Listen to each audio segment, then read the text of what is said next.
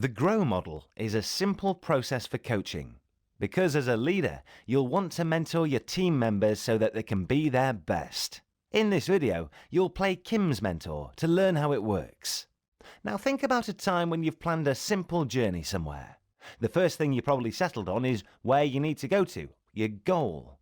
Next, you establish where you're going from, which is where you currently are in reality. Now how do you get from here to there? You could go by train or car. If you go by car, what time will you leave and which route will you take? These are your options. Then it's simply the way forward, making your journey and tackling obstacles, traffic, etc. along the way.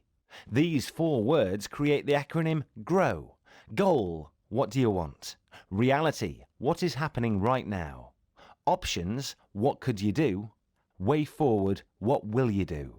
Our Kim has already established her goal. She wants to move up from her position as a designer. Remember that goals need to be smarter. If you don't know what smarter goals are, then please make sure you watch our hugely entertaining video. Her new smarter goal is to become a design manager of a small team within the next 3 years. What's the reality of this goal? Too often people don't consider the starting point and skip straight ahead to the goal. But it's important to think about the current reality. Kim is in an entry position right now, but you know that she already has some experience of leading on small projects from a previous role, and she shows great potential for completing organizational tasks. With that in place, you can begin exploring all the possible options. Brainstorming is a good way to do this, so you decide with Kim to start by allowing her to meet some clients, working her way to managing a small contract and then a small team. Try to let Kim come up with as many ideas of her own as she can.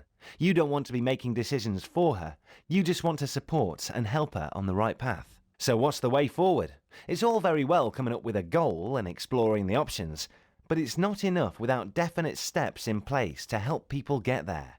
This will also help motivate them and boost their confidence. So you arrange with Kim that she is to attend a client meeting the following week and take on some of the responsibility as a result of that meeting.